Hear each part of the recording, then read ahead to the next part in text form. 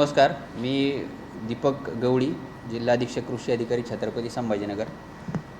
ही खरंच एक pilot project म्हणून आपल्याला आपल्या जो राज्य आहे त्याच्यामधले कोल्हापूर आणि छत्रपती संभाजीनगर असे दोन जिल्हे या मोबाईलच्या माध्यमातून आपल्याला जसं झोमॅटोवरती आपण वेगवेगळे पदार्थ ऑर्डर करतो त्या पद्धतीनं आपल्याला शेतकऱ्याला त्याच्या घरी बसून त्याच्या मोबाईलवरती एक ॲप्लिकेशन शासनामार्फत उपलब्ध करून देण्यात येणार आहे आणि त्या ॲप्लिकेशनच्या माध्यमातून तो त्याला जे आवश्यक खतं आहे त्याच्या एरिया जो मॅप केला जाईल त्या एरियाच्या जे दुकानदार आहे त्यांच्या दुकानातून त्याला खताची उपलब्धता आणि ते खत त्याला जे पाहिजे आहे ते त्यांनी ऑनलाईन बुक केलं की पुढच्या 3 दिवसाच्या याच्यामध्ये तो जो खत आहे तो खत त्याच्यासाठी राखीव राहणार आहे आणि तो पुढच्या 3 दिवसाच्या आत तो ते शेतकरी त्या दुकानदाराकडे जाऊन तो खत जो आहे तो विकत घेऊ शकतो।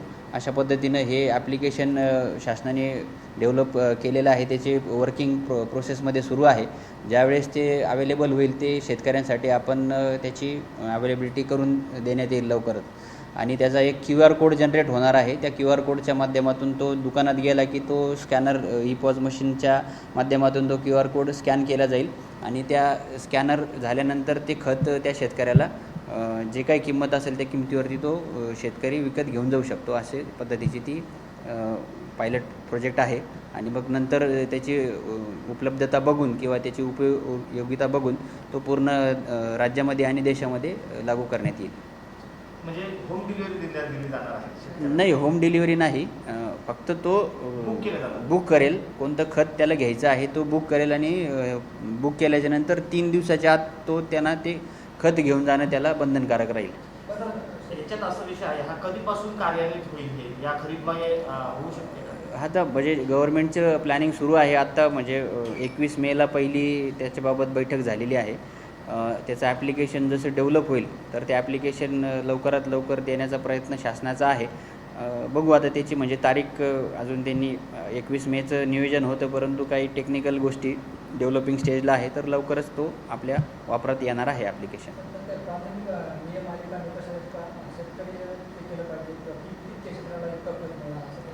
तसे काही निकष अजून त्याच्यात दिलेले नाही आहे, परंतु तो ॲग्रीस्टॅकच्या जो ID आहे त्याला तो लिंक असणार आहे आणि ऑटोमॅटिक तुमचं जे क्षेत्र आहे त्या क्षेत्राशी निगडीत त्याची खत मागणी संयुक्तिक आहे की नाही आहे याचा भविष्यात त्याला ते लिमिट लावलं जाईल।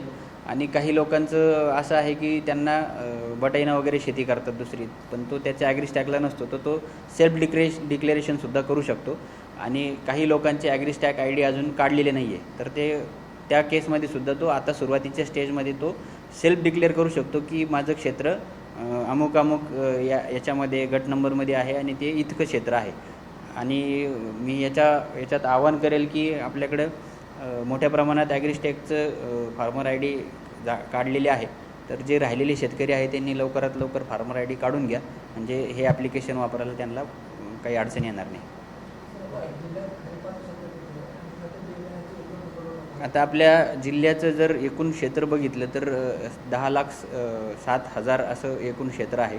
त्यापैकी वहितीखालील जे क्षेत्र आहे तर ते दरवर्षी आपण पेरणी जी होत असते सरासरी 6,97,000 हेक्टर पेरणीचं आपलं यावर्षी नियोजन केलेलं आहे आपण।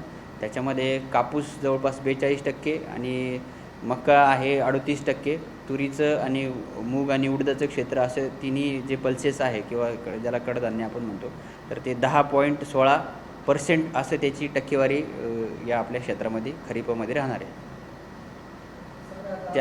त्यानंतर आपल्याकडे जे खताची जी मागणी केलेली होती ती खताची मागणी आपल्याकडं केलेली आहे। ती खताची मागणी आपण जवळपास 4 लाख मेट्रिक टन खरीपसाठी खत मागणी केलेली होती, तर शासनाने त्याची आवंटन आपल्याला मंजूर केलेलं आहे। एकच मिनटं आकडा तुम्हाला एक्झॅक्ट सांगतो,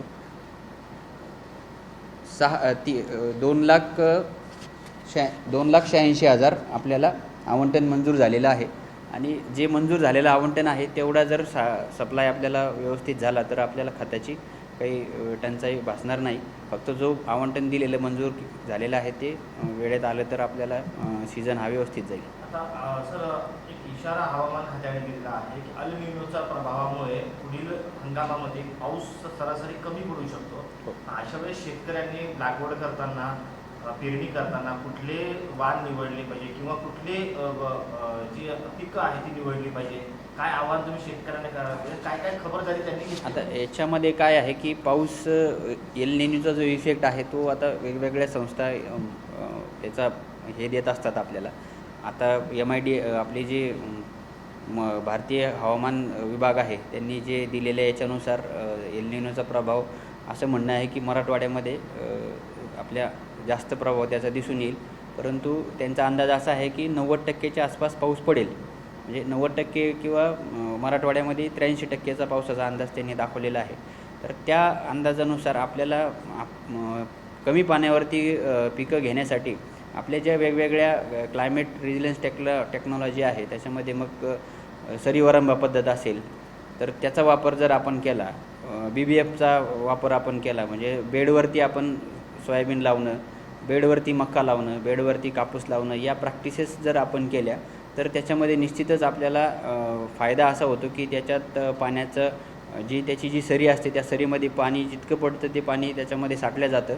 आणि जर कदाचित एखाद्या महिन्यामध्ये आता पॅटर्न असा होतो की कमी दिवसामध्ये जास्त पाऊस पडतो, तर पाऊस जर जास्त पडला तर ते जे जास्तीचं पाणी आहे त्या सरीच्या याच्यातून निघून जातं आणि जे बेडवरती पीक आहे त्याची जी आहे नुकसान कमी होतं. आणि पाण्याची जर पाण्याचा जर स्ट्रेस पडला किंवा पावसामध्ये खंड जर जास्त दिवस पडला तर त्या खंडामध्ये सुद्धा BBFवरती लावलेली पिकं आणि सरीवरंबावरती लावलेली पिकं हे जे आहे ते जास्त काळ तग धरतात आणि त्याचं उत्पन्न कमी होणं, त्याचा उत्पन्नाचा जो कमी होतो त्याचा परिणाम कमी होतो.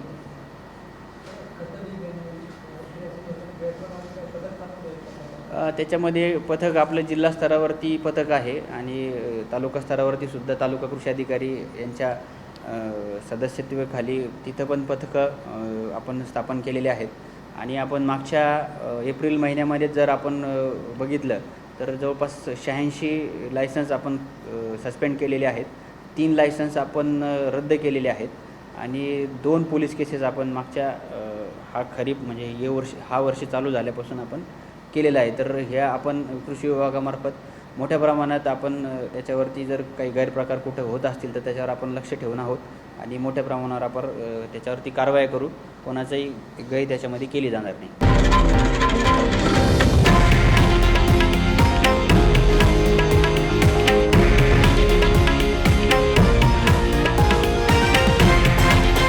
हे आहे देशातील नंबर 1 न्यूज नेटवर्क आणि आपण पाहत आहात TV9 मराठी, एकमेव.